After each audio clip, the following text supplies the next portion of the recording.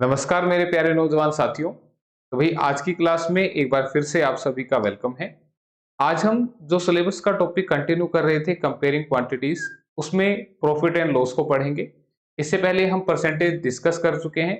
हाँ, एक दो क्वेश्चन और मुझे लगता है कि थोड़ा सा इंपॉर्टेंट है, तो वो मैं एक बार करवा देता हूँ। आप लोगों ने कमेंट में भी कहा था कि सर इसकी एक दो टाइप और करवा दो, तो आप कमेंट करते रहा करो। यही एक जरिया है जिससे हम आपस में बातें कर सकते हैं, आपके विचार मेरे तक पहुँचते हैं और मैं जहाँ तक कोशिश होती है रिप्लाई भी करता हूँ आपको, ठीक है? अदरवाइज़ आपका जो मैसेज है वो मुझे मिल जाता है, ठीक है? तो करते रहिएगा कमेंट आप और क्लासेस को ज़्यादा से ज़्यादा शेयर कीजिएगा ताकि हर बच्चे को जो तैयारी करना चाहे उन्हें इन क्लासेस का बेनिफिट मिले, ठीक है? तो क्लास को शुरू करते हैं और पीडीएफ आपको बताया था मैंने टेलीग्राम चैनल पर मिलेगी। लिंक इस वीडियो के नीचे दिया है, आप वहाँ से इसको ज्वाइन कर सकते हैं, ठीक है? फ्री पीडीएफ है और जो पिछली क्लासेस नहीं देखी हैं वो बच्चा भी नीचे लिंक मिलेगा वहां से देख सकते हैं, ठीक है? तो ये बातें शुरुआत में ही हो जाए, बाद में मुझे नहीं याद रहता, बस सिर्फ पढ़ाना याद रहता है, ठीक है? तो चलो करते हैं फिर क्लास को शुरू। तो परसेंटेज की टाइप्स देखते हैं पहले, ठीक है? तो फर्स्ट क्वेश्चन आपके सामने स्क्रीन पर आ चुका है।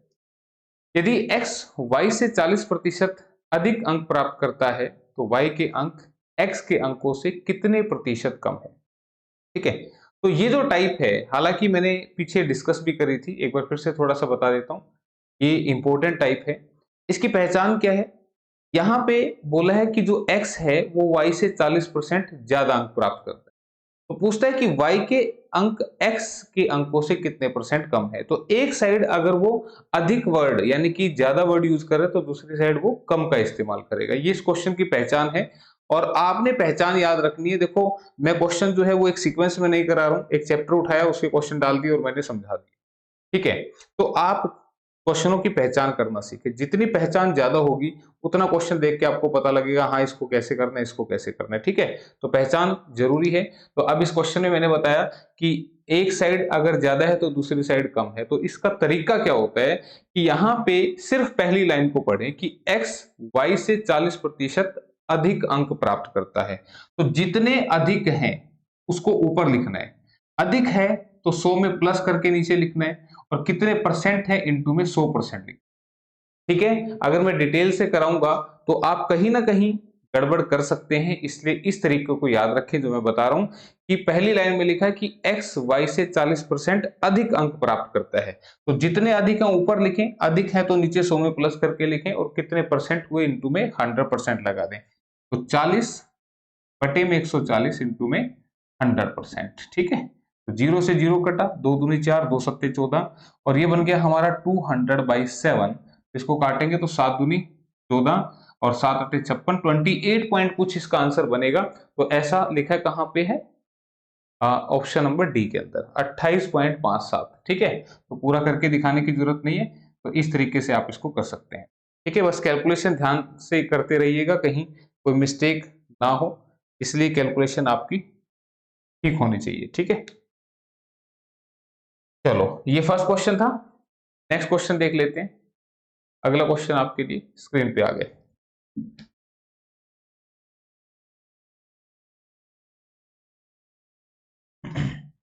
नेक्स्ट क्वेश्चन है कि यदि चाय की कीमत में 10% की वृद्धि हुई है तो ज्ञात कीजिए कि किसी गृहस्थ को चाय की खपत में कितने प्रतिशत की कमी करनी होगी जिससे खर्च में वृद्धि न हो, ठीक है? तो देखो, ये वाली टाइप भी सेम है, क्वेश्चन वही है लेकिन लैंग्वेज अलग अलग तरीके से बनाई गई है यहाँ पे कि अगर चाय की कीमत 10% बढ़ गई है तो खपत कितनी कम कर दें ताकि टोटल खर्चे में कोई चेंज ना हो।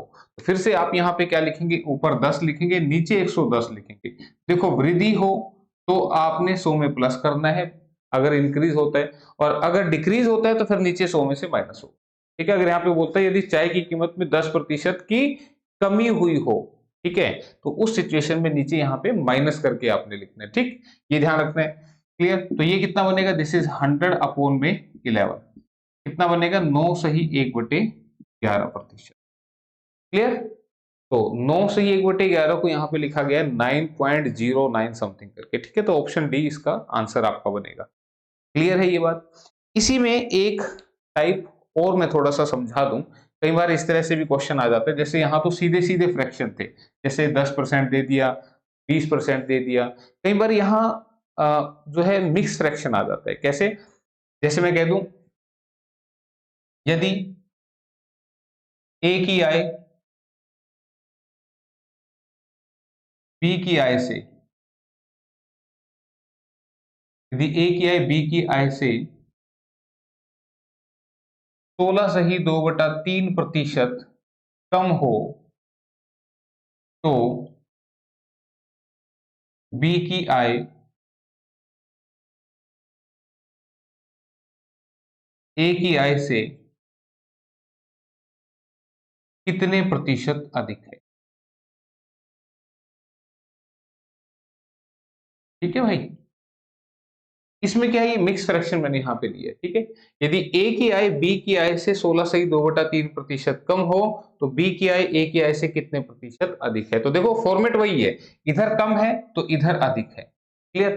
तो इस सिचुएशन में क्वेश्चन को कैसे किया जाएगा, इसको समझाने के लिए मैं पहले एक बार वापस इस क्वेश्चन पे आता हूँ। इसका आंसर आप सभी को पता है, तो इसको आप एक तरीके से और कर सकते हैं। तो तरीका यहाँ समझना, इस प्रीवियस क्वेश्चन का जो था 10%, 10% का फ्रैक्शन बना लो। 10% का फ्रैक्शन क्या बनेगा, 10/100। जब भी परसेंटेज हटता है तो नीचे 100 लगाते हैं, तो 10% कितना बन गया, 1/10। क्लियर है, ये बात आई समझ में। तो अब आप देखो यहाँ पे इस क्वेश्चन में दिया था कि चाय की कीमत में 10% वृद्धि हुई हो, तो आपने कैसे देखना है, सबसे पहले नीचे वाला नंबर लिखना है। ठीक है, अगर वृद्धि है, इंक्रीज है, तो यहाँ ऊपर वाले को प्लस करके नीचे लिखते हैं। देखो 10 में 1 प्लस करूंगा तो कितना बनेगा, 11। उसको नीचे लिखना है, ध्यान रखना। फिर इनका डिफरेंस कितना है, 1 का, अपॉन में नीचे वाला नंबर और इंटू में 100%। तो देखो फिर से वही 9 से ही 1/11% आपका आंसर बनेगा। बिल्कुल सेम वही चीज जो मैंने अभी बताया था, लेकिन ये इसका दूसरा तरीका बताया। और ये क्यों बताना पड़ रहा है कि अगर क्वेश्चन में इस तरह का फ्रैक्शन अगर आ जाए, जिसको मिक्स फ्रैक्शन बोल रहे हैं, तो उस सिचुएशन में ये इस तरीके से ज्यादा इजी पड़ेगा। ठीक है, तो अब कैसे करेंगे, देखो कम है 16 से ही 2/3%, तो इसका फ्रैक्शन आपको याद होना चाहिए, 1/6 बनेगा। नहीं याद है तो कैसे बनाएंगे, 16×3 48 और 2 50, 50/3। हमने इसको खोल के सोल्व कर दिया, परसेंटेज हटेगा उसके नाम का 100, 50 से 2 पे कटा तो कितना बन गया, 1/6। क्लियर है, ये बनाना है सबसे पहले। अब यहाँ पे मैंने स्टेटमेंट में लिखा कि ए की आय बी की आय से इतनी कम है, तो कम है तो ऊपर से क्या करना है, माइनस करना है। तो आपने क्या लिखना है, 6 लिखना है, 1 माइनस करके 5 नीचे लिखना है। डिफरेंस कितना, 1 का, अपॉन में नीचे वाला नंबर और इंटू में 100%। तो 5 से काटूंगा तो 20% ये इसका आंसर बनेगा। ठीक है, तो बी की आय ए की आय से 20% ज्यादा है। तो इस तरीके से फिर आप इसको डील करें। ठीक है, और ये कई जगह और भी इस्तेमाल होगा, तो इसलिए मैंने इसको पहले समझा दिया कि कहीं भी ऐसा आए तो फिर घबराना नहीं उसके लिए। ठीक है, करने का तरीका क्या है वो मैंने आपको समझा दिया। ठीक है, और ऐसे जो करते हैं, ये ओरिजिनल वैल्यू है, और 10 का 10%, ये बता दूं आपको, अगर आप 10 का, कोई मान लो आपने एक नंबर मान लिया 10, और कोई कहे कि 10 का 10% निकाल के बताओ, तो ये 10 का 10% जो होगा वो इसके ऊपर लिखा हुआ है। ठीक है, मान लो आपने कोई एक नंबर ले लिया 6, और कोई आपको बोले कि 6 का 16:2/3%, यानी कि 16 से 2/3% निकाल के दिखाओ, तो क्या आएगा, वही जो इसके ऊपर लिखा हुआ है। ठीक है, तो ये बात आप याद रखें। तो इस तरीके से क्वेश्चंस को करना है। तो फिलहाल एक क्वेश्चन और लेते हैं, नेक्स्ट क्वेश्चन, उसके बाद हम आएंगे प्रॉफिट एंड लॉस के ऊपर। क्वेश्चन है, यदि एक आयत की लंबाई में 10% की वृद्धि एवं उसकी चौड़ाई में 10% की कमी की जाती है, तो नए आयत के क्षेत्रफल में क्या होगा। ऑप्शन आपको दे रखे हैं कि ना तो इंक्रीज होगा ना ही डिक्रीज होगा, 1% इंक्रीज होगा, 1% डिक्रीज होगा, या 10% की डिक्रीमेंट वहां पर होगी। ठीक है, तो इसके लिए हम पहले टाइप कर चुके हैं, मैंने एक तरीका बताया था, x + y + xy/100। ठीक है, इस तरीके से आप इसको कर सकते हैं। क्लियर, यहाँ पे x क्या है, 10% है। क्लियर, और y क्या है, -10%। ये चीज यहाँ पे ध्यान दे, उसने देखो साफ साफ बोला कि आयत की लंबाई में तो 10% वृद्धि कर दी और चौड़ाई में 10% की कमी कर दी। तो जहां कमी होगी तो वहां पे आपने माइनस का लेना है। तो नए आयत के क्षेत्रफल में क्या असर आएगा, तो आप यहाँ पे जस्ट वैल्यूज को पुट करेंगे यहाँ, और x और y मल्टीप्लाई होगा तो माइनस प्लस मल्टीप्लाई करके यहाँ माइनस का साइन आएगा। ठीक है, क्लियर है, इससे कटाइए, इससे कटाइए, 10 में से 10 गया 0, माइनस में 1 गुना 1 1, तो माइनस का 1%, तो -1% में ये माइनस शो कर रहा है कमी, यानी कि जो एरिया होगा वो 1% से कम हो जाएगा, तो ऑप्शन सी जो है वो इसका आंसर बनेगी। ठीक है, तो 1% डिक्रीज हो गया एरिया। ठीक है, याद रखना है इसको, क्लियर। तो ये एक तरीका है इसका। ठीक है, इसी का दूसरा मेथड क्या हो सकता है, आप इस मेथड को भी लगा सकते हैं, ये सेकंड मेथड है भाई, फर्स्ट तो बता दिया मैंने। सेकंड मेथड क्या हो लगा सकते हैं आप इसमें, कि मान लो शुरुआत में जो एरिया था वो 100 था। ठीक है भाई, 100 था, अगर लंबाई 10% बढ़ गई तो आपने इसको 110% कर दिया। ये ध्यान रखना, कोई चीज 10% बढ़ गई इसका मतलब वो 110% हो गई, तो इस चीज को याद रखना है, क्योंकि परसेंटेज का ही यूज अभी हम प्रॉफिट एंड लॉस के अंदर भी करेंगे। ठीक है, क्लियर। तो 10% बढ़ गया 110% हो गई, फिर चौड़ाई जो है वो 10% से कम होगी, तो 10% कम यानी कि वो 90% हो गई। ठीक है, परसेंटेज की टर्म्स में बात कर रहे हैं। तो अब इसको सोल्व करेंगे तो ये कट गया, इससे ये कट गया, इससे ये कट गया, ये कितना बच गया 99। तो अब आप देखो, मैंने शुरुआत में बोला था कि हमारा एरिया था 100, जो कि अब कितना रह चुका है 99, तो कितना कम हो गया 1%, तो 1% जो है वो यहाँ पर कमी आई है। तो इस तरीके को भी आप इस्तेमाल कर सकते हैं, बशर्ते कि याद रखें कि फाइनल स्टेप पे इसको माइनस करना ना भूलें। अगर माइनस करना भूल गए तो फिर आंसर गलत। ठीक है, तो ये आपने करना है। तो ये था हमारा परसेंटेज का जो पार्ट था, जिसके कुछ एक क्वेश्चन मुझे लगे कि नहीं ये होने चाहिए, और अगर फिर भी कुछ टाइप्स रहेंगी तो बाद में देखेंगे, कोई क्लास ली जाए मैराथन काइंड एग्जाम से पहले। ठीक है, तो फिलहाल ये आपने कर लेनी है। तो अब बात करेंगे हम प्रॉफिट एंड लॉस के बारे में, लाभ और हानि। तो फॉर्मूला कोई नहीं बता रहा हूं, क्वेश्चन के साथ प्रैक्टिकल सी बात करूंगा, ध्यान से सुनते रहना कि हाँ भाई ये वाली टाइप है, सर ने ऐसे बताई थी, ऐसे करनी है। देखना सारे क्वेश्चन होते चलेंगे। ठीक है, तो डिस्काउंट भी सेक्शन इसके अंदर आएगा, तो सारी तरह की टाइप हम इसके अंदर कवर करेंगे। तो फिलहाल हमारा जो फर्स्ट क्वेश्चन है वो आपके सामने आ चुका है, प्रॉफिट एंड लॉस, यानी कि लाभ तथा हानि। और लाभ और हानि के बारे में तो पता होगा ना, सीपी, सीपी होता है हमारा, मैं थोड़ा सा बता देता हूं एक बार। सीपी, सीपी जिसको आप बोलते हैं कोस्ट प्राइस। ठीक है, मैं इनका इस्तेमाल करूंगा। कोस्ट प्राइस यानी कि क्रय मूल्य। ठीक है, कोस्ट प्राइस, क्रय मूल्य क्या होता है, जिस रेट पे हम कोई सामान को खरीदते हैं वो होता है कोस्ट प्राइस, क्रय मूल्य। ठीक है, तो जिस रेट में कोई वस्तु हमने खरीद ली वो होगा कोस्ट प्राइस। लेकिन कई बार वस्तु छोटी नहीं होती, बड़ी होती है, जैसे मान लो कोई फ्रिज खरीद लिया या कोई एसी खरीद लिया, तो उस सिचुएशन में उसको हम जेब में डाल के नहीं ला सकते, वो किससे आएगा, किसी कन्वेंस के माध्यम से आएगा, ट्रांसपोर्ट के माध्यम से आएगा। तो वो जो ट्रांसपोर्ट वाला उसके ऊपर एक्स्ट्रा चार्ज लगाएगा, तो वो भी आपका सीपी में ऐड होगा।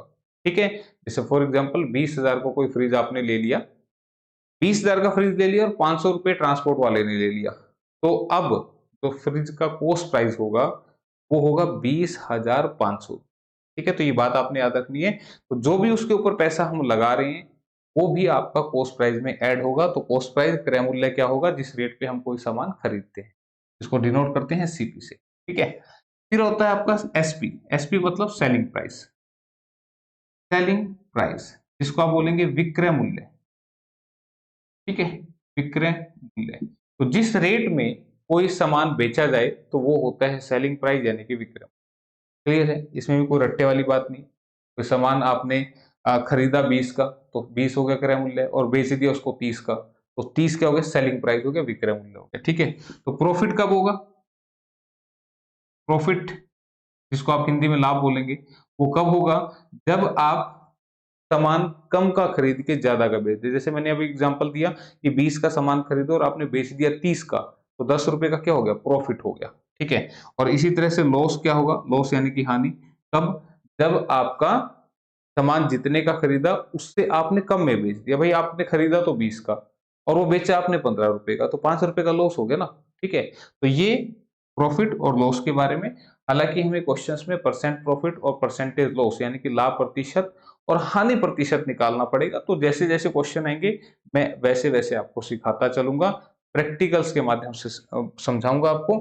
ठीक है, तो टेंशन नहीं लेनी, बस इनको याद रखना, प्रॉफिट के लिए मैं पी लिखूंगा, लॉस के लिए मैं एल लिखूंगा, बता दूंगा सारी बातें, निश्चिंत रहिए। बस आप, बस अगर आता है तो मेरी स्पीड स्लो लगती है तो आप वीडियो की स्पीड बढ़ा के देख सकते हैं। ठीक है, क्लियर। तो क्वेश्चन है कि a man bought 15 kg sugar at ₹40 पर KG, he spent ₹40 on carrying it to his shop. He sold the entire sugar for ₹768. Find his profit %. एक आदमी ने 15 किलो चीनी 40 रुपए प्रति किलोग्राम की दर से खरीदी। उसने उसे अपने दुकान तक ले जाने में 40 रुपए खर्च कर दिए।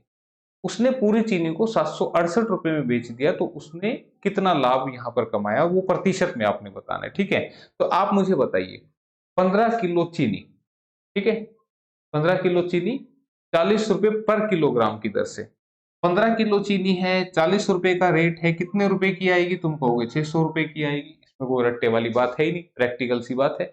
40 का रेट था, 15 किलो तो 600 रुपए की बन गई। फिर अब 600 रुपए की चीनी को लेके उसने क्या किया, 40 रुपए उसको ले जाने के दे दिए। ठीक है, तो 600 में 40 और ऐड कर देंगे तो 640 रुपए क्या हो गया, सीपी हो गया। सीपी मतलब कॉस्ट प्राइस, यानी कि खरीदने का रेट। ये इसके ऊपर जो लगाए ये इसमें ऐड करना है। ठीक है, 640 रुपए की चीनी उसने खरीदी है और पूरी चीनी को उसने 768 में बेच दिया, तो सेलिंग प्राइस कितना हुआ भाई, 768। क्लियर है यहाँ तक? तो अब मुझे बताओ 640 का सामान अगर 768 में बिकेगा तो कितने रुपए का प्रॉफिट हो गया? तो तुम कहोगे 128 का। क्या करना है, 768 में से 640 को आपने माइनस कर देना है। ठीक है, तो कितने रुपए का प्रॉफिट हो गया, 128 रुपए का। ये क्या है, प्रॉफिट है। दिस इज प्रॉफिट, यानी कि लाभ है ये। ठीक है, लेकिन क्वेश्चन में प्रॉफिट नहीं पूछ रहे हैं, वो पूछ रहे हैं इसका लाभ प्रतिशत कितना होगा, यानी कि परसेंटेज में पूछ रहा है आपसे प्रॉफिट को। ठीक है भाई, हिंदी वाले थोड़ा सा परेशान ना हो, कभी बोले कि सर आप तो इंग्लिश में लिख रहे हो सारा। मैंने बताई है ये सेंस, ये लिखने में थोड़ा सा फास्ट हो जाता है, इसलिए मैं इसका यूज कर रहा हूँ। तो अब कितने परसेंट लाभ हुआ, इसके लिए बात याद रखना, जितना भी लाभ है इसको ऊपर लिखना है, यानी कि जो भी प्रॉफिट है इसको ऊपर लिखना है, अपोन में लिखना है सीपी। ध्यान रखना, अपोन में क्या लिखना है, सीपी, यानी कि खरीदने का रेट, और कितने परसेंट प्रॉफिट हुआ उसके लिए आप करेंगे मल्टीप्लाई 100% से। ठीक है, ये बात समझ में आई। और किसी को ये मेरा परसेंटेज अच्छा नहीं लगता तो आप 100 भी लिख सकते हैं, लेकिन आंसर में परसेंट लगा के लिख देना। ठीक है, यहां तक अगर बात समझ में आ गई तो अब हम करेंगे काट पीट। इस जीरो से जीरो कटा, 16 चौके 64, 16 अट्ठे 128, 4 से कटा 2 पे, और ये बन गया 20%। ठीक है, 64 दूनी 128 डायरेक्ट भी काट सकते थे। तो 20% जो है वो उसे प्रॉफिट हुआ। आंसर ऑप्शन नंबर ए में लिखा हुआ है। तो ये था भाई फॉर्मूला, को मैंने नहीं लिखवाया था। याद रखना, जो भी लाभ होगा वो ऊपर लिखना है, बटे में खरीदने वाला रेट कॉस्ट प्राइस, और इनटू में 100%। ठीक है, तो छोटी सी बात है, ज्यादा लंबी चौड़ी बात नहीं है। तो इस तरीके से आप करें। नेक्स्ट क्वेश्चन,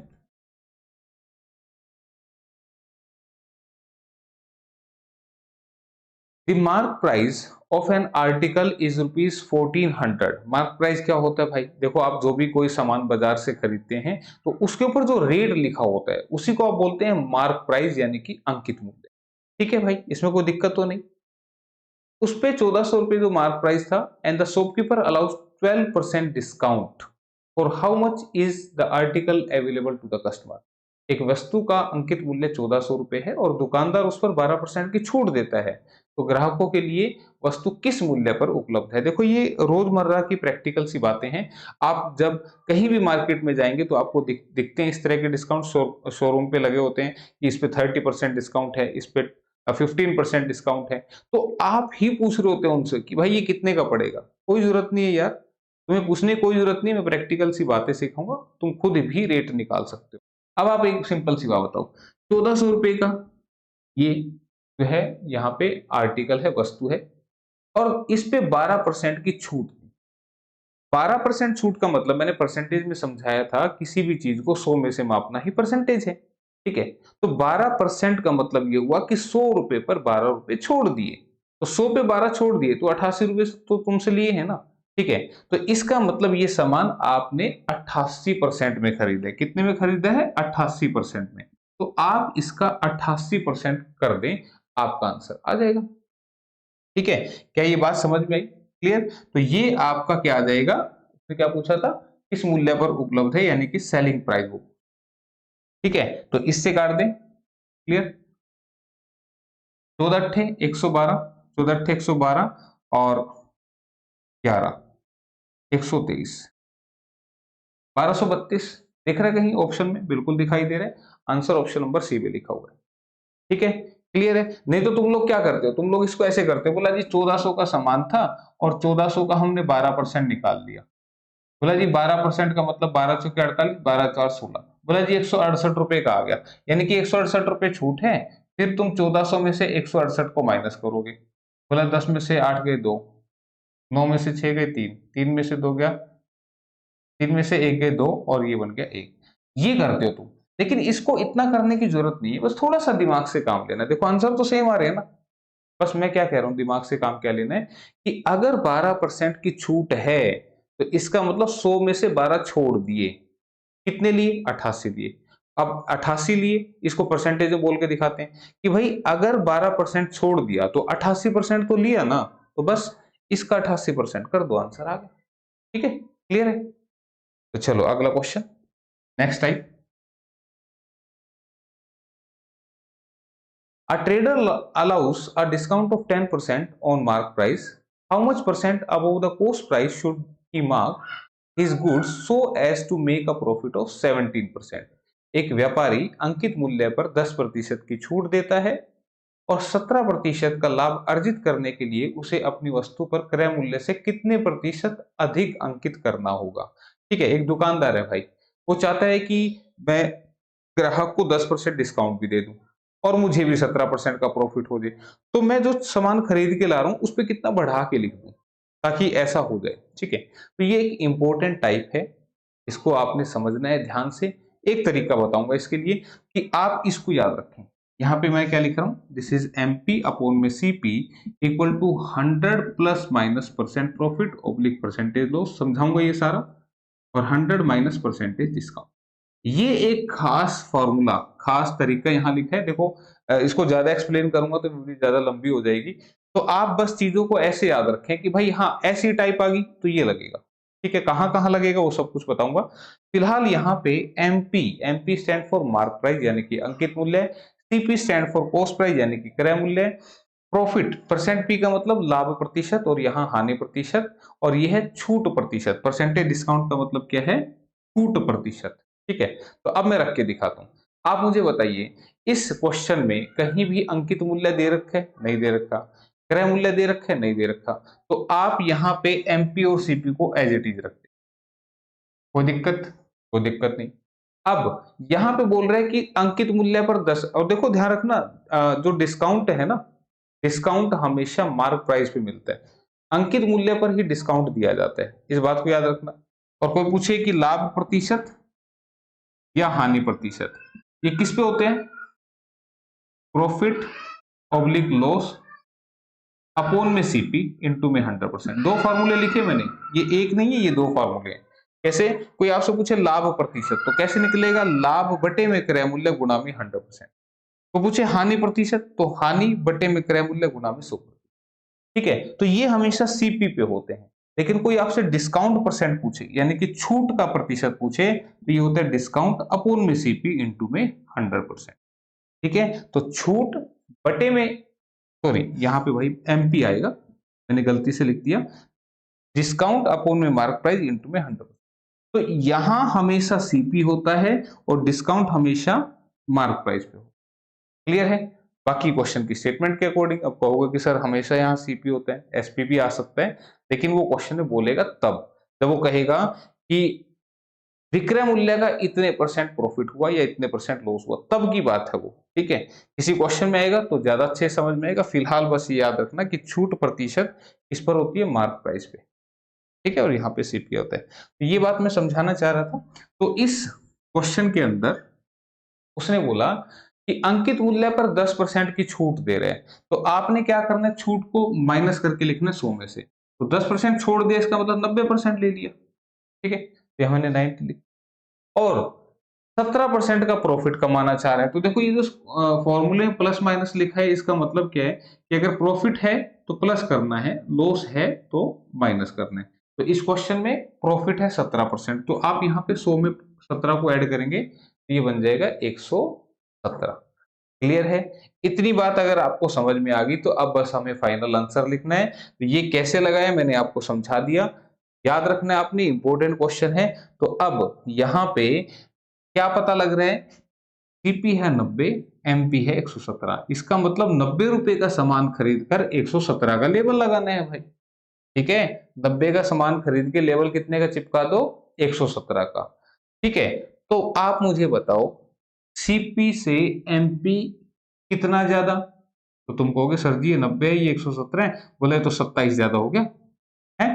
लेकिन अब पूछो कितने परसेंट ज्यादा हो गया सीपी से, तो नीचे रखना है 90 इंटू में 100%। ध्यान रखना नीचे 90 रखा, क्यों रखा? तो उसने साफ साफ बोला है कि अपने वस्तु पर क्रय मूल्य से कितने परसेंट ज्यादा लेबल लगाना होगा। तो कॉस्ट प्राइस से तो जिससे कंपैरिजन होता है वो हमेशा नीचे रखते हैं। ये मैंने बात आपको पहले भी समझाई थी। ठीक है, तो 90 के सामान पे 117 का लेबल लगाना, तो कितना बढ़ा के लगाया, 27 बढ़ा के। इससे सीपी से, तो सीपी कितना है 90 इंटू में 100%, तो इससे कटाइए तो 9 से 3 पे कटा, तो 30%, यानी कि 90 से 117 जो है वो 30% ज्यादा है। 30% बढ़ा के लिखना पड़ेगा। आंसर ऑप्शन नंबर बी है, यानी कि 100 का सामान खरीद के लाए और उस पे 130 का लेबल चिपका दे। ठीक है, तो उसके बाद अगर वो 10% छूट दे के भी बेचेगा ना, तो 17% का प्रॉफिट कमा लेगा। ठीक, तो ये थी टाइप। क्लियर? तो नेक्स्ट टाइप आपके लिए, और इसको याद रखना, आगे और क्वेश्चन आएंगे तो फिर समझाए जाएंगे आपको। Next, find the cost price if by selling the goods at rupees 414 a merchant losses 8%। यदि एक व्यापारी को 414 रुपए में वस्तु बेचने पर 8% की हानि होती है तो उस वस्तु का क्रय मूल्य ज्ञात कीजिए। कॉस्ट प्राइस आपको बताना है। तो आप मुझे बताइए, यहाँ पे ध्यान से सुनना मेरी बात को, कि तुमने कोई सामान बेच दिया 414 का, बोला भाई ठीक है, और ऐसा करने से 8% की हानि होगी। तो मैं अगर तुम्हें पूछूं कि तुमने कितने परसेंट में बेचा, तो तुम कहोगे कि सर जी हमने 92% में बेचा। क्यों भाई? अगर 8% की हानि हुई है, यानी कि 8 का नुकसान हो गया 100 पे, तो 92 का तुमने बेचा ना, तो इसका मतलब 92% में तुमने बेचा, तो 92% की वैल्यू ही तो 414 है। उसने बोला है कि 414 में बेचा है। ठीक है, तो ये चीज आपने याद रखनी भाई, हमने वो 92% में बेचा है। तो बोला कितने का खरीदा था, तो 100% की वैल्यू निकाल देना।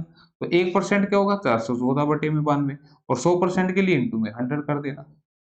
ठीक है, तो ये कितने पे कट रहा है भाई आपका, 4। पूरा कट रहा है कि पॉइंट में? नहीं, पूरा पूरा कटेगा भाई। चलो 2 से काट लेते हैं, 2 चौके 8, 2 छक्के 12, 2 दूनी 4, 0, 2 सत्ते 14। ठीक है, पूरा कटेगा, 7 2 9 6 4 10। ये तो कहीं गड़बड़ दिख रही है भाई, पूरा तो नहीं कट रहा। वस्तु का क्रय मूल्य 414 में बेचने पे 8% की हानि। तो एक बार देखते हैं भाई इसको, 2 से काट लेते हैं, 2 दूनी 4, 2 तिया 6, 2 से 50 पे कटा, 23 से कट रहा है ये, 23 धीमे पे, 9 तिये 27, 9 दूनी 18 तो 20। ठीक है, पूरा कट रहा था, तो 50 निमे 450। तो इसका मतलब 450 रुपए का उसने खरीदा था भाई। तो आंसर ऑप्शन नंबर ए में लिखा हुआ है। ठीक है, क्लियर है, बात आई समझ में? तो इस तरीके से आप इसको करें, याद रखना जैसे जैसे मैंने समझाया। ठीक है, गलती नहीं करनी, दिमाग में बिठा लो इन चीजों को भी, कैसे इसको करते हैं। अगला क्वेश्चन,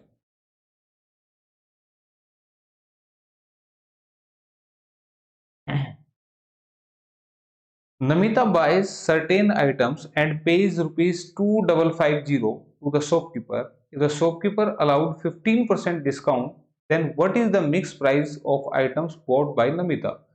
नमिता कुछ वस्तुएं खरीदती है जिनके लिए दुकानदार को 2550 रुपए का भुगतान करती है। यदि दुकानदार ने इन पर 15% की छूट दी है तो नमिता द्वारा खरीदी गई वस्तुओं का अंकित मूल्य कितना था? अब मार्क प्राइस उसको बताना है। तो ध्यान से सुनिएगा, आप मुझे एक बात बताइए, छूट किस पे दी? मार्क प्राइस पे दी। ठीक है, अब यहाँ 15% की छूट दी। ठीक है, और 15% छूट देके सामान खरीदा गया 2550 का। ये सामान जो है 2550 का खरीदा, कब? जब 15% की छूट थी। इसका मतलब 100 पे 15 छोड़े हैं दुकानदार ने, तो 100 पे 15 छोड़े तो 85 तो लिए हैं ना। तो इसका मतलब ये किसकी वैल्यू हो गई? 85% की। ध्यान से समझना है, सुनना है ध्यान से मुझे। ठीक है, आप मुझे बताइए 2550 का सामान नमिता ने खरीदा है और 15% की छूट दुकानदार ने दी थी, तो इसका मतलब नमिता जो है 85% पे करके आई है। ठीक है, 15 तो छोड़ दिया, तो 85% की वैल्यू आपको दे रखी है, तो 100% की आपको निकाल देनी, क्योंकि यही होगा क्या, मार्क प्राइस। तो एक की वैल्यू अपोन में 85 और 100 की वैल्यू इंटू में 100। और ये जो परसेंटेज होता है ना भाई, कोई बोले कि सर यहाँ पे परसेंटेज कहाँ चला जाता है, देखो हो सकता है किसी का डाउट है, तो इस परसेंटेज से ये परसेंटेज कट जाते हैं, इसलिए इसको मैं यहाँ पे नहीं लिखता। ठीक है, क्लियर है, तो काट देते हैं अब। 5 एकम 5, 5 सत्ते 35, 5 पंजे 25, 5 एकम 5 0, 17 से 30 पे कटेगा, 17 3 क्या हो, तो आंसर कितना बनेगा 3000, यानी कि 3000 का सामान था भाई वो।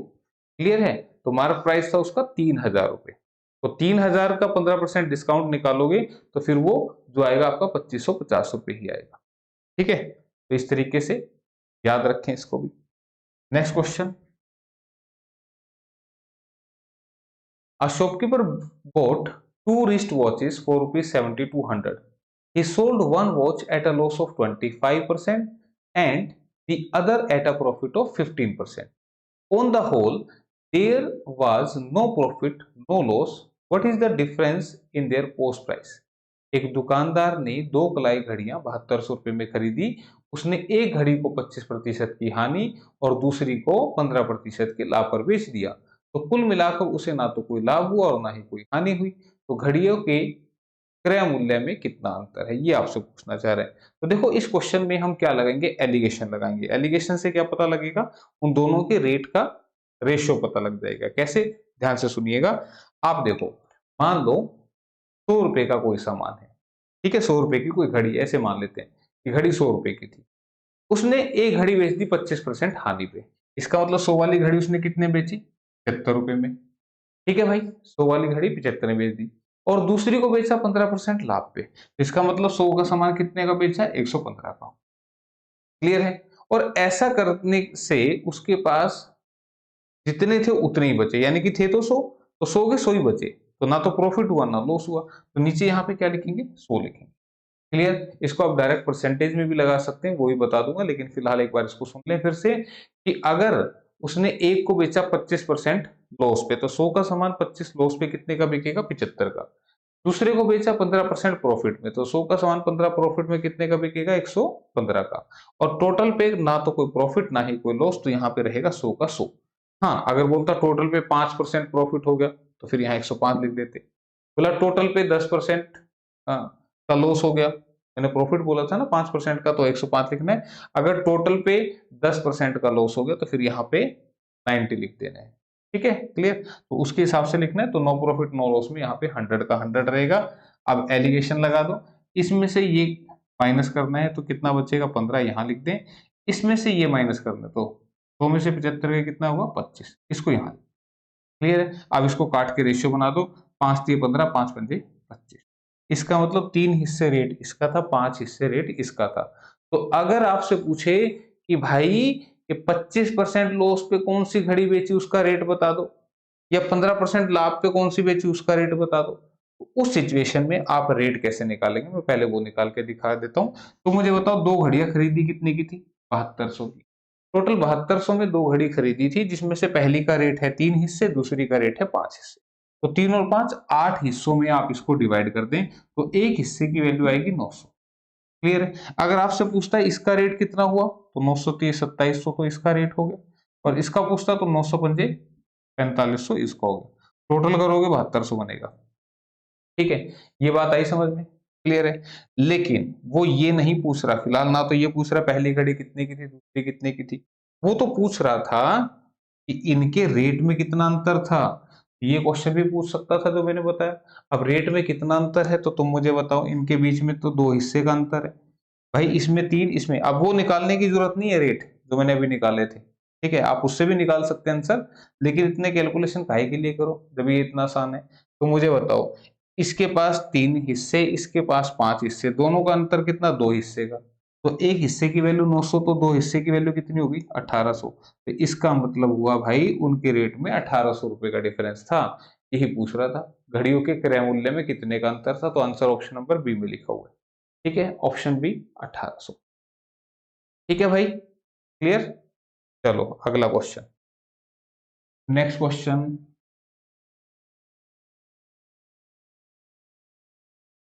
Nikhil bought an old car for rupees 1,25,000.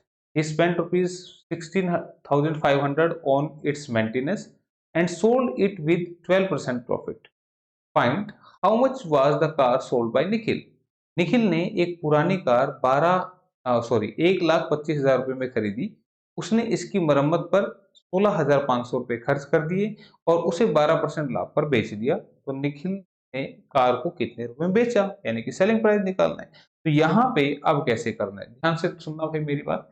1,25,000 रुपए की उसने कार खरीदी, ठीक है, और मरम्मत पे कितने लगा दिए, 16,500. तो टोटल उसको कार पड़ी कितनी, 1,41,500 की पड़ेगी. ठीक है भाई, इतने की पड़ेगी उसको. ये क्या है, उसका सीपी है. अब वो उसे 12% कमा के बेचना चाहता है, ठीक है. तो सेलिंग प्राइस क्या होगा ये पूछना चाह रहा है. तो इसके लिए सीधी सी बात याद रखना, आप मुझे बताइए, आप 12% कमाई करना चाहते हैं, प्रॉफिट लेना चाहते हैं. इसका मतलब आपने 100 का सामान 112 में बेचना है. बात आ रही है समझ में? सुनो, 12% प्रॉफिट का मतलब क्या, कि 100 का सामान 112 का बेचना है, सीधी सी बात है. तो इसका 112% अगर आप निकाल देते हैं तो आपका आंसर आ जाएगा. तो 112% के लिए 0 से 0 कट गई. अब 1415 की गुना 112 से करनी पड़ेगी, जो कि इतनी आसान नहीं है. ठीक है, तो अब ये गुना कैसे होगी, तुम तो ये करोगे, बोला जी 1415 इंटू में 112, ठीक है, और गुणा करके आंसर निकालोगे. इसी को करने के अब और क्या क्या तरीके हो सकते हैं, कैलकुलेशन थोड़ा सा फास्ट कैसे हो सकती है वो मैं आपको बताने जा रहा हूँ. अब एक तरीका तो ये हो सकता है कि मैं 112 को 100 प्लस 12 बोल दूं. 100 प्लस 12 बोलने का मतलब 1415 की गुना एक बार तो 100 से कर दो, एक बार 12 से कर दो. इसकी गुना 100 से करूंगा तो 1415 0 0, सिंपल सी होगी भाई. ये तो क्लियर है. ये हो गई. तो इसकी गुणा इससे हो गई, प्लस करना है 12 से मल्टीप्लाई करना है. तो 12 12 पंजे कितना होता है 60, 12 कम 12 और 6 18, 12 चौके 60 और 1 61, 12 कम 12 और 6 18. ठीक है, अब ये टेबल तो भाई याद कर लेना. तो 1,59,680, ठीक है, 58,480 है. कैलकुलेशन देख लेते हैं भाई. 12 पंजे 60, 12 कम 12 और 6 18, 12 चौके 48 और 49. हाँ भाई ठीक है, कैलकुलेशन देखो ये कोई नहीं, कर लेते हैं भाई. 12 पंजे 60, 12 कम 12 6 18, 12 चौके 48 और 49, 12 कम 12 4 16, 8 9 5 14, 6 7 8, ठीक है. 1,58,480, 1,58,480 ये आपका आंसर बन गया. ठीक है, तो कैलकुलेशन ध्यान से करना भाई. ठीक है, तो ये आपका तरीका हो गया. तो तुम मुझे बताओ, इससे तो कैलकुलेशन आसान होगी ना. बोला जी इतने में तो ये भी हो जाती, ठीक है मैं मानता हूं. अभी एक तरीका और बता देता हूँ, और भी थोड़ी सी फास्ट हो जाएगी. अब वो तरीका क्या है, सुनो ध्यान से. ये तो आप कर लेना जैसे मर्जी करो, ये तुम्हारा काम है. ठीक है, मेरा काम ये बताने का था, ये कर दिया. अब इसी चीज को आप ऐसे भी कर सकते थे. तो मुझे बताओ, 1,41,500 रुपए का सामान है, इसे मुझे 12% प्रॉफिट में बेचना है. तो तुम मुझे बताओ इसका 10% कितना होगा. 10% तो बिल्कुल आसान है. क्या, इसको 10 से डिवाइड कर दो, 10% आ गया. इसको 10 से डिवाइड करूंगा तो कितना लिखूंगा, 1415, 14,150. ये 10% की वैल्यू आ गई. किसी को दिक्कत है क्या इस बात में? मैंने समझाया था परसेंटेज में कि 10% जब भी निकालना हो तो 10% होता है 1/10. 10/100 करोगे ना, ये कट जाता है तो ये 1/10 होता है. ठीक है, तो 10 से मैं इसको डिवाइड करूंगा तो एक जीरो कट जाएगी, तो ये 10% की वैल्यू आ गई. अच्छा, 1% क्या होता है, 1% होता है 1/100, यानी कि 100 से डिवाइड कर दो 1% की वैल्यू आ जाएगी. तो तुम मुझे बताओ इसका 1% क्या होगा. तो इसको 100 से डिवाइड करूंगा, क्योंकि ये है ना मेरा सीपी. तो 100 से डिवाइड करूंगा तो ये कट गई, तो 1415 मेरा जो हो गया 1% हो गया. तो 1% अगर 1415 है तो 2% कितना होगा, इसका डबल. तो 14 का डबल 2800 और 15 का डबल 30, तो 2830 हो गया 2%. ठीक है, हो गया 2%. और ये सारा ऐड कर दो, आंसर आ गया 5 3 8, 8 5 13 और 1 14, 4 2 6 7 और 1 8, 5 1 15 84 80. ठीक है, तो क्या ये कैलकुलेशन फास्ट नहीं हो रही? बिल्कुल हो जाएगी, बशर्ते कि ये पता होनी चाहिए. ठीक है, तो 10% के लिए 10 से डिवाइड, 1% के लिए 100 से डिवाइड, लेकिन 2% था इसलिए इसका डबल कर दिया 1% वाले का. ये 1% था ना हमारा, इसका डबल करती है। ठीक है, क्लियर है? चलो आगे बढ़ते हैं फिर।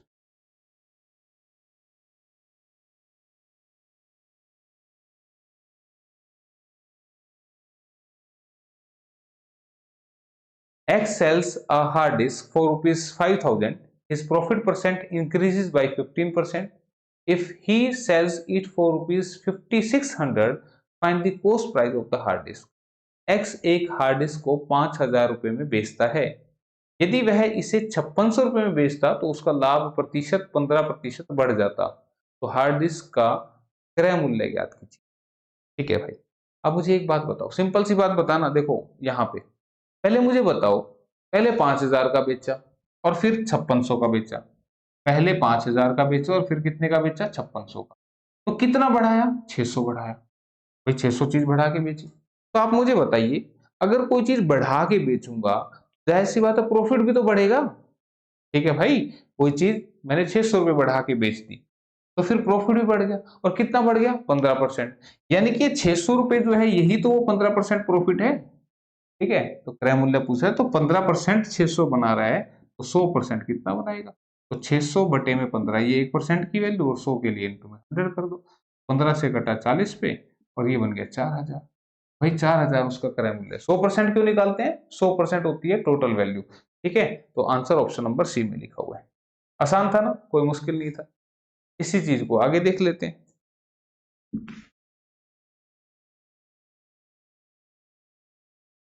A shopkeeper sells a table at a loss of 50%.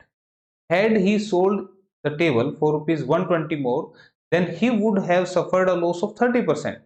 To earn a profit of 40%, what should be the selling price of the table? एक दुकानदार एक मेज को 50% की हानि पर बेचता है। यदि वह उस मेज को 120 रुपए अधिक में बेचा होता तो उसे 30% की हानि होती। ठीक है भाई, पहले हानि 50% थी, बाद में 30% यानी कि कम होगी। क्यों? क्योंकि उसने 120 रुपए बढ़ा के बेचा। तो कह रहे 40% अगर कमाई करनी है तो मेज कितने का बेचना होगा। तो अब आप कैसे इसको करेंगे? सुनो, इसको करने का जो तरीका है, दो तरीके से लिख सकते हैं। एक तरीका तो क्या कि आप इसको, एक क्वेश्चन था भाई पीछे, मैं ना उसमें एक तरीका और बता रहा था एलिगेशन वाले में, और वो शायद मैंने बताया नहीं। ठीक है, इस क्वेश्चन के बाद बता देता हूँ। मैं शायद भूल गया उसको बताने की। ठीक है, कोई नहीं, अभी इस क्वेश्चन के बाद बता देता हूँ। जिसमें नो प्रॉफिट नो लॉस था। ठीक है, अभी लगाते हैं इसके बाद। देखो, अगर मान लो 100 रुपए का कोई सामान है और उसे बेचा 50% हानि पे, तो कितने का बिकेगा? वो 50 का बिकेगा। ठीक है, 50% हानि पे बेच दिया तो इसका मतलब वो कितने का बिकेगा? 50 का बिकेगा।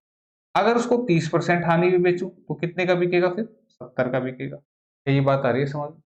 ठीक है भाई, एक सामान है 100 रुपए का, उसे बेचा गया 50% हानि पर, तो कितने का बिका? 50 का। दूसरी बार उसे बेचा 30% की हानि। ठीक है, 30% की हानि तो कितने का बेचा? 70 का। तो तुम मुझे बताओ, ये 50 और 70 में कितने का अंतर आया? 20 का। और ये जो 20 का अंतर इनके बीच में आ रहा है, भाई देखो पहले प्रॉफिट लॉस था 50%, बाद में 30%, तो लॉस इसमें 20% का फर्क आया ना। तो ये 20 का जो फर्क आया किसकी वजह से आया? 120 रुपए बढ़ा के बेचा। तो 20 का फर्क आया 120 से, तो 100 का फर्क किससे आएगा? 120 बटे में 20 और गुना में 20 छिके 120, कितना हो गया? 600। 600 क्या आ गया आपका? खरीदने का रेट। क्योंकि मैंने बोला था 100 की वैल्यू जब भी निकालोगे तो वो क्या आएगी? टोटल वैल्यू यानी कि कॉस्ट प्राइस। क्लियर है? तो ये 600 रुपए आ गया खरीदने का रेट। तो अगर आप मुझे बताओ 600 के सामान को 40% लाभ पे बेचना है तो कितने का बेचें? यानी कि सेलिंग प्राइस पूछ रहे हैं, तो 600 का सामान और 40% कमाई के साथ बेचना है। 40% कितना होगा? 10% कितना हुआ? 60। बताया था ना भाई, 10 से भाग कर दो। तो 10% 60 हुआ, तो 40% के लिए 4 गुना कर दो तो 240। कितना हो गया? 840। ये आंसर है, खत्म। 840 ऑप्शन नंबर ए में लिखा हुआ है। क्लियर है? ये बात आई समझ में? तो या तो आप इसको ये कर लेना, या तो ये कर लेना, या फिर आप इसको ऐसे लिख सकते हैं कि पहले था 50% लॉस, ऐसे लिखो। दूसरी बार था 30% लॉस, परसेंटेज में लिखा गया ना। तो कितने का डिफरेंस है लॉस में? 20%। भाई पहले 50% था, बाद में 30% लॉस है। डिफरेंस कितने का? 20% का। तो ये 20% किसकी वजह से हुआ? 120 रुपए। भाई लॉस कम क्यों हो गया? 120 बढ़ा के बेचने से। 20% की वैल्यू ये है तो 100% की क्या होगी? 120 बटे 20 इंटू में तो 20 से 6 पे कटेगा और आंसर बनेगा 600। तो 600 रुपये क्या आएगा? सीपी। ध्यान रखना 100% की वैल्यू जब भी निकालते हो ये आपका सीपी आ जाएगा। क्लियर है? तो 40% का प्रॉफिट कमाने के लिए कितने बेचना है? तो सेलिंग प्राइस निकालना है। तो भाई 600 का सामान 40% प्रॉफिट में बेचना है, तो इसका मतलब 140% में बेचना है। तो या तो ये करना या जो मैंने पीछे करके दिखाया वो करना। ठीक है, तो इससे घटेंगे ये और 14 के 84, तो आंसर 840। ठीक है, ऐसे भी कर सकते हैं। 40% कमा के बेचना है तो इसका मतलब 140% में बेचना है। तो ये सेंस जिस दिन डेवलप हो जाएगी, यही आपके फॉर्मूले हैं चैप्टर के, ये मैं आपको क्वेश्चन के माध्यम से सिखा रहा हूं। तो वो वाला जो क्वेश्चन है बोल रहा था ना, ये वाला था। ठीक है, ये वाला जो क्वेश्चन था ना, इसको आप, मैंने वहां पे 100 के साथ लिख के दिखाया था, आप डायरेक्टली है ना इसमें भी लिख सकते हैं। कैसे कि 7200 में 2 घड़ी खरीदी थी, एक को 25% हानि पे और दूसरी को 15% लॉस पे, प्रॉफिट पे बेचा। तो पहले को 25% हानि पे, दूसरे को 15% प्रॉफिट में। तो आप इसको ऐसे परसेंटेज में भी डायरेक्ट लिख सकते हैं। यहाँ लॉस है तो माइनस लगा देना, प्रॉफिट है तो आप प्लस का ऐसे ही छोड़ सकते हैं। और पूरे सौदे में ना तो कोई लाभ ना कोई हानि, फिर यहाँ पे जीरो लिखना है, ये ध्यान रखना, ना तो कोई लाभ ना ही कोई हानि, तो उस सिचुएशन में जीरो आएगा। तो अब करना कैसे होता है? सबसे पहले इसमें से इसको माइनस करते हैं। ठीक है, नहीं छोटा, सॉरी, बड़े में से छोटे माइनस करेंगे तो 15 में से जीरो गया तो 15, और जीरो में से 25 जाएगा तो ये प्लस के 25 बने। ठीक है, ये बात ध्यान रखना। देखो ये कैसे बनता है, ये वाला कैसे बना कि 15 में से जीरो माइनस करा, और सेकंड टाइम जीरो में से ये माइनस करा, जीरो में से ये माइनस करेंगे तो ये प्लस का हो जाएगा। ठीक है, तो 5 3 15, 5 5 25, तो आया था ना 3 हिस्से रेट इसका, 5 हिस्से इसका, डिफरेंस इनका 2 हिस्से का, तो 2 हिस्से की वैल्यू। तो ये चीज थी वो। तो इसको आप ऐसे भी लगा सकते हैं, जैसा आपको ठीक लगे आप वैसे कर लेना, मैंने दोनों बता दिए। ठीक है, चलो एक और बेहतरीन क्वेश्चन, अच्छा क्वेश्चन। ठीक है, टाइप पहचान कर लो कैसा है। क्वेश्चन में क्या बोल रहा है कि a trader sells a watch at the profit of 30%, had he bought that watch at 20% less price and sold it at rupees 60 less, then he would have earned a profit of 30%. What is the cost price of the watch? एक व्यापारी एक घड़ी को 30% के लाभ पर बेचता है। यदि वह उस घड़ी को 20% कम मूल्य पर खरीदता तथा 60 रुपए कम में बेचता तो उसे 30% का लाभ होता। तो घड़ी का क्रय मूल्य ज्ञात कीजिए। तो जो टाइप मैंने अभी कराई है ये उसकी एक एडवांस टाइप है। कैसे इसको करना है ध्यान से सुनते रहिएगा, लाइन पढ़नी है और लिखनी है। कैसे? एक व्यापारी एक घड़ी को 30% के लाभ पर बेचता है, यहाँ सीपी ले लेंगे, यहाँ 100 की घड़ी को उसने 130 का बेच दिया। इस बात में कोई दिक्कत? देखो 100 का जितना भी परसेंट बोले वो उतना ही, 100 का 2% क्या होगा? 2 ही होगा। 100 का 10% क्या होगा? 10 ही होगा। ठीक है, तो आप देखो उसने घड़ी को 30% के लाभ पर बेच दिया, और मैंने पहले ही बताया था कि परसेंटेज क्या होता है 100 में से मापना। तो 100 का सामान 30 रुपए प्रॉफिट में बेच दिया, तो 100 का सामान 130 में बेच दिया। पहली लाइन समझ में आई? ठीक है, यदि वह उस घड़ी को 20% कम मूल्य पर खरीदता, तो इसका मतलब 100 का सामान ये खरीदने का लिखा है, तो कितने में खरीदता? 80 में खरीदता। भाई अगर वो उसको 20% कम में खरीदता तो इसका मतलब फिर वो 80 का खरीदता। ठीक है, अब 60 रुपए कम में बेचता है, इसको छोड़ दो एक पल के लिए। ठीक है, एक बार इस लाइन को छोड़ के हम पढ़ेंगे। यदि वह घड़ी को 20% कम मूल्य पर खरीदता तो उसे 30% का लाभ होता। ऐसे पढ़ते हैं। ठीक है, तो 30% का लाभ हो गया, तो भाई खरीदी 80 की और 30% का लाभ हो गया, तो 80 का 30% कितना होगा? 24। ठीक है, आपको मैं निकाल के दिखा देता हूं। 80 का 30% कितना बनेगा? 24। इसका मतलब 80 का सामान 24 प्रॉफिट में बेचा तो कितने का बिकेगा? 104 का बिकेगा। यही बात आई समझ में?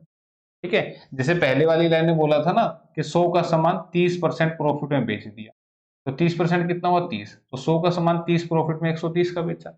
फिर कह रहे हैं कि अगर खरीदता 20% कम में, यानी कि खरीदता 80 का, तो फिर उसे 30% का प्रॉफिट होता। तो 80 का 30% कितना हुआ? 24। तो 80 का सामान 24 प्रॉफिट के साथ बिका कितने का? 104 का। क्लियर है? तो तुम मुझे बताओ, पहले 130 का बिक रहा था, बाद में 104 का बिक रहा है, तो कितना फर्क पड़ गया? तो तुम कहोगे 26 का फर्क पड़ गया। अरे पहले एक ज्यादा का बिक रहा था, अब कम का बिका, कितने का फर्क पड़ा? 26 का। तो ये 26 का फर्क कौन पैदा कर रहे हैं? ये 60 रुपए। ठीक है। उसने कहा कि अगर वो 60 रुपए कम में बेचता तो इसका मतलब 60 रुपए कम करने की वजह से तो ये 26 का फर्क आया। तो ये जो 26 है ना, 26 जो है यही 60 के बराबर है। तो 100 की वैल्यू आपसे पूछ, ठीक है। तो कितने बनेगी? 60 बटे में 26 गुना में 100। क्लियर है? एक्चुअल में परसेंटेज में है सारी चीजें, लेकिन कोई बात नहीं, आप ऐसे नंबर की टर्म्स में समझ में आया होगा आपको, तो इस तरीके से आप लिख सकते हैं। ठीक है, तो काट दो भाई। 2 से 13 पे कटेगा, 2 से 30 पे कटेगा, ये बन गया 3000 और बटे में बन गया 13। तो 13 दूनी 26, बचा 40, 13 तिये 39, बचा 10, 0। 230 पॉइंट पूछाएगा, 230.76 दिख रहा है ऑप्शन नंबर सी में। ये आपका आंसर बनेगा। और उसने पूछा था घड़ी का क्रय मूल्य यानी कि सीपी की वैल्यू, पोस्ट प्राइस, क्रय मूल्य। ठीक है, याद रहेगा कैसे बताया मैंने। ठीक है, तो कहीं पर भी डाउट आए तो एक बार दोबारा से सुन लेना मैंने कैसे बताया क्वेश्चन को। ठीक है, तो ये ध्यान रखना है यहाँ पे। क्लियर? तो 26 की वैल्यू 60, 100 की वैल्यू हमने निकाल दी, आंसर आ गया हमारा ऑप्शन नंबर सी में। ठीक है, तो चलो आज इतना ही करवाता हूँ। रात के 12:15 हो चुके हैं। ठीक है, लेट हो गया आज, कोई नहीं, बाकी अगली क्लास में करवा देंगे। ठीक है, लेकिन आप फिलहाल इन टाइप्स को कर लेना कवर। ठीक है, चलो मिलते हैं फिर अगली क्लास में। Okay bye, take care.